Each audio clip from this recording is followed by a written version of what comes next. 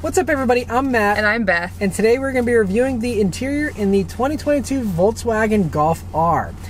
So, one thing, apparently when you say the word Volkswagen, it automatically wakes the voice command thing. This is the second time we've tried to start this intro, and it just wants to do the voice command stuff, which is strange. Usually it's like, hey, Volkswagen, and that works, but just saying Volkswagen sometimes sets this off. Anyway, the interior in the Golf R, it's interesting, and kind of ironically, the infotainment is the one point of contention with this new interior. So this is the all-new generation Mk8 Golf R, and I'm just very thankful we have this car in the States. I just want to preface this whole video with that because they don't even bring the normal Golf here to the States anymore because they don't sell. So the fact that we have the Golf R is a gift from Volkswagen, in my opinion, so I'm glad this is here. It's one of two offerings currently that you can buy new with a manual transmission with all-wheel drive. So those things are great as far as, you know, having this much power, at least, so over 300 horsepower.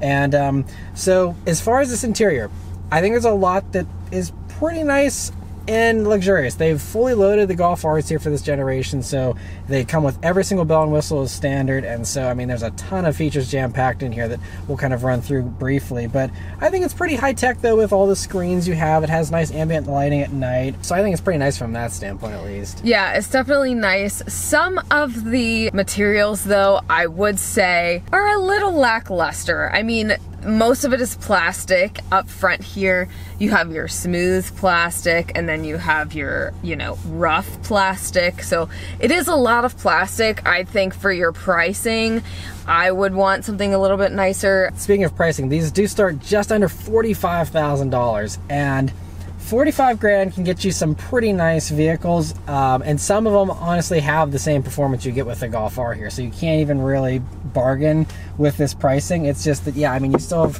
very cheap Volkswagen parts bin stuff. Yeah, just you don't get a lot of nice stuff for your money. You get a lot of good features, but as far as the actual materials, you know, it's hard plastic by your knees here and everything, and some others do make things a little bit, you know, more luxurious for 45 grand. But anyway, first thing, sitting down in these seats, you do have these really cool seats. I love they're unique here to the R with how you have the blue accenting on them, which is standard, by the way. There's no option. This is the only way these seats come because the car only comes in either white, black, or blue. So all three of those colors go with the blue interior here, so that's why they're all blue on the inside. So hopefully you like blue if you want a Golf R. But I love how the perforations, though, have like blue in the perforation. So whenever they're, you know, being hit by the sun, they kind of have this blue you know, coloring to them, which is really cool. You also have the carbon fiber kind of trim here on the sides of them, and the blue piping, the stitching and stuff, but they're very supportive and great seats. They're also heated and cooled seats, so that's where, you know, you're getting these like top features, having the cooled seats,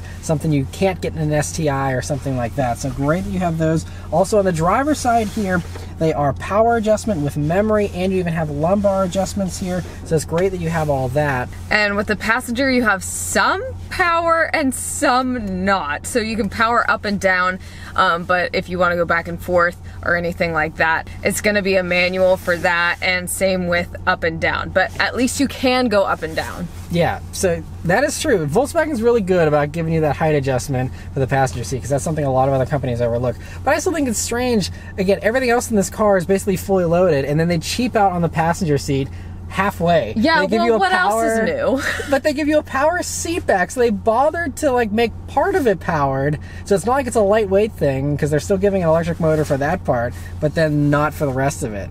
It's just kind of weird, you know, and it also means that the seats are more expensive to make because they're unique for the driver and the passenger. They could have just been the same seats, basically. Very true.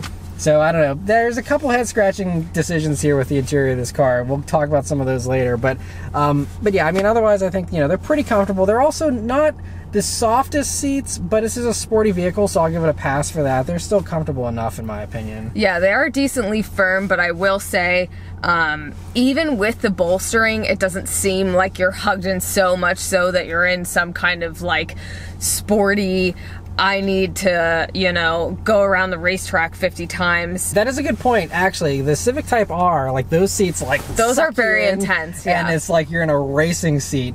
I do like that this is a more relaxed seat. That is a very good point. These definitely are more daily livable. And then moving on to the steering wheel here in the Golf R, it is cool that it's, you know, a unique wheel for the R. It's got a great 9.3 grip, nice beefy 10 and 2 notches, a little bit of a flat bottom here, and it's a really cool looking wheel. The only thing is, I think that they kind of cluttered up this wheel a little too much. One of the common complaints people hate about this wheel is that if you have larger thumb, and especially like thumb muscles here, you'll bump into your heated steering wheel controls during like aggressive cornering and stuff, which I'm not too upset about here in the wintertime when I'm reviewing this, but in the middle of the summer, having your steering wheel accidentally, you know, start heating itself is kind of, it's just weird they would have a button that close, and especially in a sporty vehicle. And it's also just bizarre because like they take up other good button real estate with dumb things. Like there's a button here for view to change the view of the gauges, which is like nice, but like that's something I wouldn't mind poking around through the infotainment system to do. I don't need to be able to change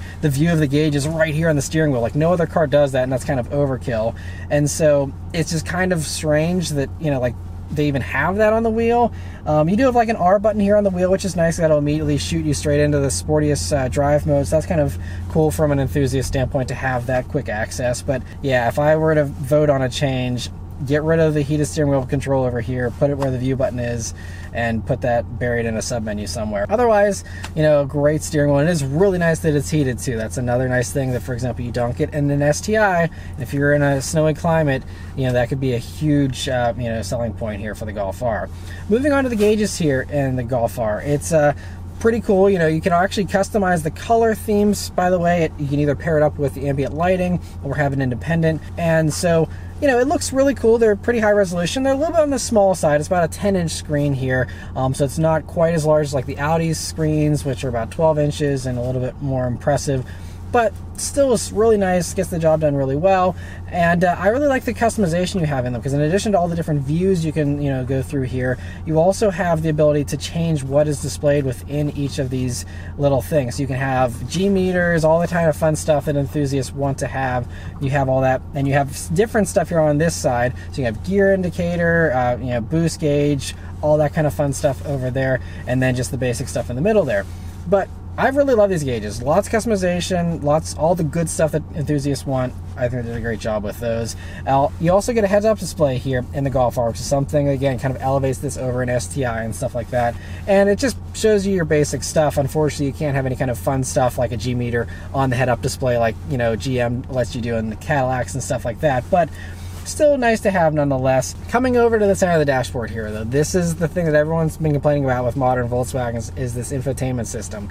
It's a nice large screen, it's nice and high resolution, and it also has wireless Apple CarPlay and wireless Android Auto. Those are all very good things, but that's about where the praise ends with this screen. So there's a lot of things here. I'm going to try and be concise and brief with what I go through here, but first off, it's kind of annoying to me because, like, for example, when you want to go through the radio menu, it always wants to take you straight into like selecting a radio station, and it not just showing you what you're actually listening to. The only way you can actually see what you're listening to is to go over to this other home screen and get a tiny little album art there.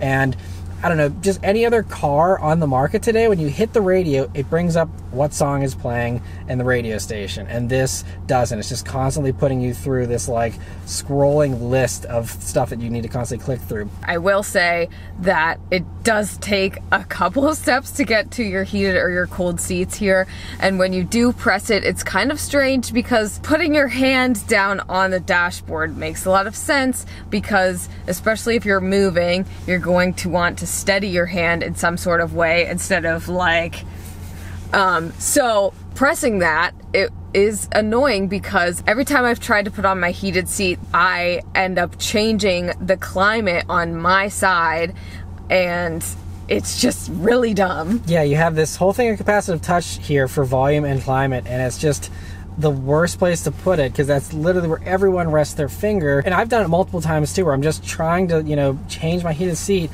and all of a sudden it's like, oh wait, now it's 73 in here instead of 72, and it's constantly going back and forth. And these things are kind of responsive. They're not super precise either. The climate ones are better than the volume ones. So yes, but I will say, you know, the wireless Apple CarPlay worked flawlessly here in the week. It didn't have any connection issues or anything, so it wasn't buggy. So that's great, and everything else, you know, works good with the navigation and all that. So it's okay. It's not the worst, and thankfully I think that since you have the smartphone integration, I really didn't mess with the actual other, part of the infotainment system aside from the seat controls all week. I just stuck with my phone thing, and that's easy and simple, and that was that. But, I think there's been a lot of hate about this infotainment system online. It's not the best. It's probably still one of the worst systems out there, but I don't think it's a deal breaker. If you're really into this car, or the GTI, because that uses the same thing, I think you can get used to it. I think you can live with it. It's not the end of the world. Also, though, last thing to mention here is that they all come standard with a Harman Kardon stereo upgrade as well. So it's a 9-speaker, 480-watt stereo. Sounded really good. It has a surround sound effect. And for this class of vehicle, it's definitely one of the better ones out there. Now, one kind of potential competitor to this is the Mazda 3 turbo hatch, if you're okay with having an automatic transmission. And that, I still think, hands down, has the best stereo out of any vehicle that's remotely competing with this car. That thing sounds amazing with that Bose stereo that those have. So if you're an audiophile, check out the Mazda, but this is still a pretty good sounding stereo. But because of this minimalist thing with everything just being screens, there's really not much else to talk about as far as, like I said, just those few buttons beneath the screen, and then you just have your storage cubbies basically. So you'll see, one interesting thing with this car is there's no regular USB jacks. They're all USB-C here in the car. So you have the 2 USB-C jacks right beneath there, and a huge bin with a wireless phone charger. You also have huge pockets on the doors with a massive bottle holder for a tiny little car like this. That's great. You also have this weird cup holder arrangement though, where you only have one real cup holder, and it's just this weird little thing that kind of pops out, because otherwise you could just have an oddly shaped bin there. But it'd be nice in a vehicle that's trying to be a family friendly kind of vehicle to have at least more than one cup holder in the front, but that's all you get there. And then you just have this little center armrest, which basically is small enough that it only can fit one of my masks in there and a thing of hand sanitizer, and that's about it. But it's nice that it does have that, because I believe the last generation Golf R, they actually locked you out of this bin for some reason, and so it wouldn't even open. So at least it opens this time. Progress. But it's nice and softly padded though, so that's good. But for a vehicle this small, I think the storage space is actually pretty decent up front here. And one last thing up front here is that all Golf Rs also come standard with this panoramic roof, they actually call it, and it is a really large moonroof. It's larger than your average moonroof, and so it's nice that they've included that as well. But moving on to the back seat here in the Golf R, it is tight. Now, this is obviously a very small car, and even though the Golf R, kind of grew a tiny bit, it's like a ½ an inch longer than the last one, it still is a Golf. It's tiny. And so I'm 5'9", and me sitting behind myself, I have maybe 2 inches of legroom to spare back there. It's still pretty tight, and especially if you're looking at this vehicle as a potential family car, just keep in mind that we actually had a rear-facing car seat installed in the back there, and the front seat had to be up all the way, and the seat back had to be brought forward, so much so that it was not comfortable for, again, me being 5'9", my knees were jammed into the dashboard, and I was not comfortable whatsoever. So either you have to have a very small passenger or have some type of other situation where you can work around that, but otherwise yeah, just not a lot of space. But otherwise it's comfortable back there, and it is really nice that you have heated rear seats. Again, something you do not get in anything else in this segment really. They have their own air vents back there as well, and 2 more USB-C jacks. There's a full down center armrest with 2 cup holders and bottle holders in the doors there, and good amount of headroom as well, and thanks to the nice boxy shape. And cargo space here in the back of the Golf R is your typical Golf hatch, and so that means, yes, you can stack things pretty well if you take off that little cover, but it's still pretty shallow trunk, and part of that is because since these all come with the Harman Kardon stereo, you have a big subwoofer there that takes up a good amount of space under the floor. So even though they say you can like drop the floor lower, you can only do that if you yank out the sub, so you're not going to really have much more space than what you see there. You do have a power outlet back there and stuff, but it's still small, honestly. I know hatches are nice, but I really wish we'd get the wagon version of the Golf R here in the States if you really want something practical. Because the last thing I want to mention is a few of the competitors and just what you can get for the same money as far as interiors go. I'll talk about how it competes performance-wise in the driving review. But as far as, for example, a Kia Stinger GT, you have a huge hatch, you have a way bigger back seat, also for about 45 grand, and by the way, that car has an extra 50 horsepower, something worth considering. But also even like an Audi S3, the same family company here as Volkswagen. Audi has the S3 with the same engine, the same all-wheel drive system, and it's a little bit of a roomier sedan. We don't get the hatch here in the States, but you have an actual Audi, and they start for the same $45,000. It's the same price. Now, to get a comparably equipped one, it'll cost you 3 grand more or so. But still, I'd pay 3 grand more to have an Audi, which has a little bit more room and way more luxury over this. easy decision as long as you're okay giving up the manual. The manual is really the thing that, you know, only the STI can match. But speaking of the STI, that's another one. You have way more backseat space, way more family friendly in an STI versus this. It's not going to be as luxurious, you don't have as many features, but you have space, which is a luxury in and of itself that you don't get here in the Golf R, unfortunately, because of its just tiny dimensions. You know, we'll see what else comes out. You know, there's talks of the GR Corolla coming with all-wheel drive and a manual, so if you're shopping for those two things specifically, you know, that's another option maybe coming down the road here. They probably won't be, again, as luxurious as this. And also, though, I want to come back to the Mazda 3 Turbo, because that is another one that comes in a hatch, cannot be had with a manual, but you do get the all-wheel drive, and you get actually way more torque than you get here in this, and that has a much more luxurious interior, I think, in the Mazda 3 than this. So if you are someone who wants a grown-up hot hatch that's luxurious and you're okay giving up the manual, definitely check out a Mazda 3 Turbo, which, by the way, those are only 35 grand fully loaded. You save yourself $10,000, you get a better stereo, more luxurious interior, and more torque, and pretty similar dimensions. But so just other options to consider here. But overall, you know, for the little niche the Golf R occupies, you know, if you want the manual and the all-wheel drive and a hatch, you know, this is really the only game in town, and you can, you know, decide for you whether these compromises are worth it or not. But it's a fun vehicle, and definitely check out the driving review to see, you know, what I think about how it drives. But interior wise, like I said, it's kind of some good, some bad, a mixed bag here. But that's about all of our thoughts here on the Golf R interior. Let us know your thoughts on it in the comments below. Huge thanks to Volkswagen for providing us here with this interior review. And yeah, well, thank you guys very much for watching. We'll see you on the next one. Take care.